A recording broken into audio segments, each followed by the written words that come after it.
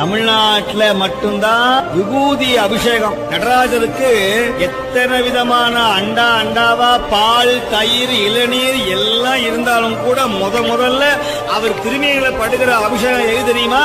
இந்த பஸ்பமாகிய திருநீர் தான் முதல் அபிஷேகம். மயான சாம்பல், இறந்தவருடைய பிணச்சாம்பலை எடுத்து நடு நிசியில 1 மணிக்கு மேல அதை கொண்டு வந்து காசியிலையும் உஜ்ஜயினி என்கிற மகாலேஸ்வரருடைய ஆலயத்துல ஒரு பெரிய பொட்டலமா கட்டி சாமி மேல அப்படியே பவுடர் அடிக்கிற மாதிரி தட்டுவாங்க. அப்படி மேல அந்த சாம்பலை வாங்கி பூசினா அவ்வளவு மன கமன்னு இருக்கும். எங்கேயாவது எலும்பும் தோலும் நரம்பும் அப்படி மயான சாம்பல் எங்கேயாவது மணக்குமா?